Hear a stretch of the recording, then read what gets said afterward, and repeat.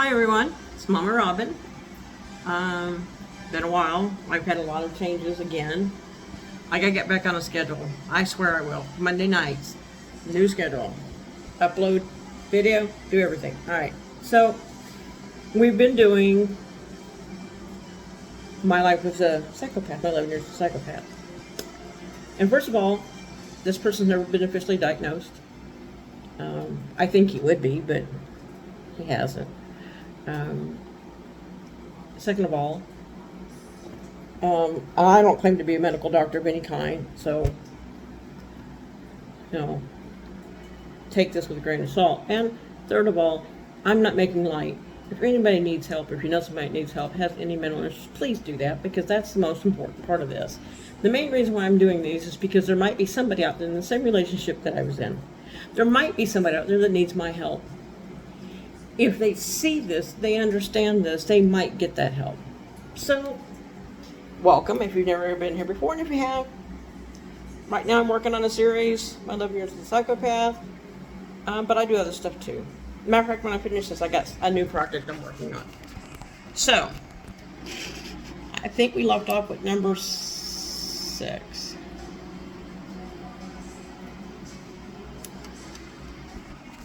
Number 6, sadistic enjoyment of pain and suffering. Sadism, in word, describes the sixth sense of pleasure from the pain and suffering of other people. In some psychopathic people, the pain is of others sexually arousing, and in others, the pain is non-sexual and has more to do with excitement and power or the rush of the experience. Not all psychopaths are sadistic, but this is a quality, not a common trait in a psychopath, which may explain why psychopath traits predict violent and sexually violent crimes with an 80% accuracy. I can't say that he has this one. So far I've been able to say, yeah, he definitely did this or he definitely did that. This one I don't think he was sadistic. I don't think he enjoyed suffering. I think he did a little bit, like in the sense that if it was just a little bit of pain, I think he enjoyed it because of the power. But I think if it seemed to be a lot of pain, like this person was truly dying inside, he may not care about it, but I don't think he got enjoyment from it either.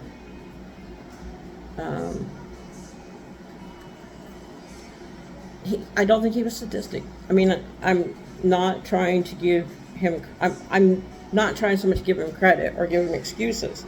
I'm trying to be completely honest about the type of person I am and the type of person he is, not was, is. So for all the things, I mean, so far out of 20, we've covered 1 through 5, I know. And number 6, I can't say that he has it. I can't. And again, even if he has 90% of this, doesn't mean he's a psychopath. But my therapist seems to think that he might have psychopathic tendencies, so we'll just leave it at that. Based on what I've told her. And again, she's not met him, she's never talked to him, she doesn't know anything about him other than what I tell her. Considering that she believes that I'm honest, she's basing it on what I tell her, she's assuming that is, but it doesn't mean that he is, like I said. And what she did tell me about his personality type is they don't know they need help. See, she diagnosed me with anxiety, depression, PTSD, and trauma bonding. And the trauma bonding is part of my PTSD. And for those who don't know this, trauma bonding is a lot like Stockholm Syndrome, like when the kidnapped person starts feeling romantic feelings or whatever, or thinks they're feeling romantic feelings for the kidnapper. She said trauma bonding is very similar to that. In some cases it's more severe, and in some cases it's more dangerous. So there you go. Again, I don't know if he did or didn't. I mean, I don't know if I am or I'm not. But anyway, she diagnosed with it, and then the more I talk, she obviously is not going to diagnose him because she hasn't talked to him. She's just based on what she tells me. But she does say that he's a narcissistic personality with psychopathic tendencies. And that's based on a guesstimate on what I've told her. She said, I'd have to know more. She said, she said, you and him could have a great relationship if he were to ever get help, because you love him. He, in his own messed up way, he loves you too. She said, but people with his personality disorder don't ever get help because they don't think they need help. They always think it's the other person. They will tell you every single time it is the other person. They won't admit or own up to nothing. And that's him. He won't own up to every fight we've ever had. Somehow it's been my fault. It doesn't matter. If he gets fired from a job, it was my fault. If his kid gets mad at him for something he did, it's my fault. If he gets a flat tire, somehow it's my fault. Everything is my fault, and I'm not even lying. He literally blames everything on me. So, you know, it is what it is. But onward to number 7, boredom and thrill-seeking behaviors. Because psychopaths lack some normal emotional wiring that most people have, it takes a lot more to excite them, to make them happy, to give them a thrill. Psychopaths are overall less impulsive than a sociopath because they aren't driven by strong emotions. It is their dull emotional response that may cause them to seek out thrills. They may be psychopaths who are more likely to engage in crime, violence, sexual promiscuity, and drug and alcohol use. I wouldn't say he's a thrill seeker. The one thing about him I will say is he told me when we first started dating, because remember, back in the beginning I told you that I met this person long distance. He lived in Texas, I lived in Missouri. We had a long distance relationship for 6 months. It was amazing, it was wonderful. Then he moved to Missouri so he could be closer to me. I had an even better relationship with him for another 6 months. And then he went back to Texas and he brought me and my kids with him. And everything started out great. Everything was great. Couldn't ask for better. It was too good. It was too good to be true. And he didn't reveal his personality, obviously, in the beginning. It was gradual. He let out little bits of himself as it went on. And as I've already read, that's common. Anyway, he wasn't a thrill seeker either. So there's 2 now out of the 7 I've read. There's 2 he doesn't have, so he only has 5. Might not be a psychopath, but like she said, she believes strongly he's narcissistic with psychopathic tendencies. So we'll see. But anyway, the one thing I will tell you about him is after he moved us to Texas, in the time that I lived with him, and the time I was married to him, 11 years, when we first moved to Texas, we started out in Arlington. Then from Arlington, we moved to Mansfield. From Mansfield, we lived in Joshua. Then Joshua, we moved to Godley. And then after Godley, we went back to Mansfield. Then after Mansfield, we moved to North Austin, practically Round Rock. Then we moved to,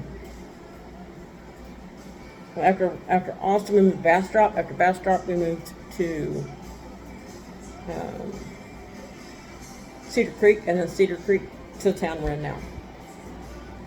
That's how many times we moved in 11 years.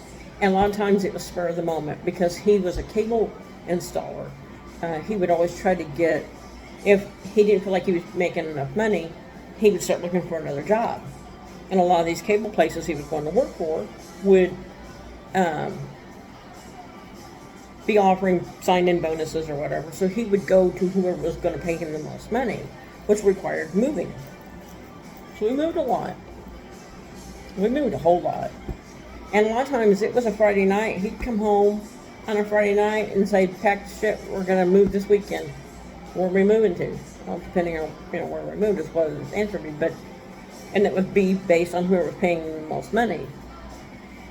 Anyway, what I was saying was when we first started dating, he told me he was spontaneous. To me, spontaneous is on a Tuesday night, your husband coming home from work and saying, put the roast in the refrigerator and put on some nice clothes and good shoes. We're going out to dinner tonight. To me, that's spontaneity. That's spontaneous.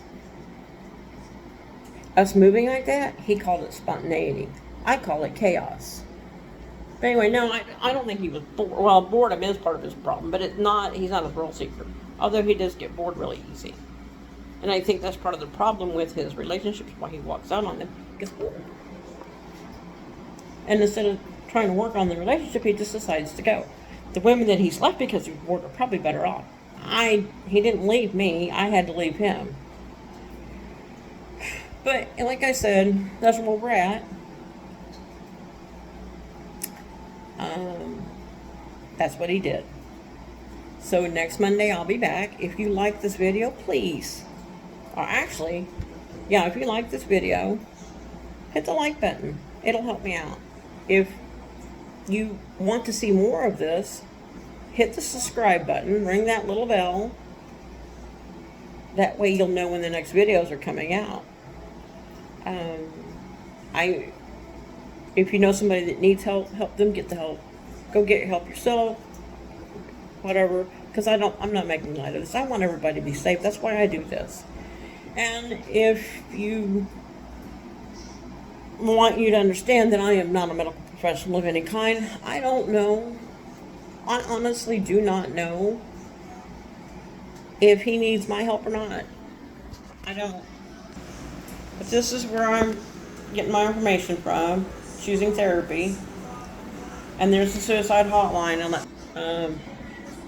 It's 1-800-273-8255. Again, that's 1-800-273-8255. If you know somebody needs help, get it. Please. Mama Robin loves you. I want you to be safe.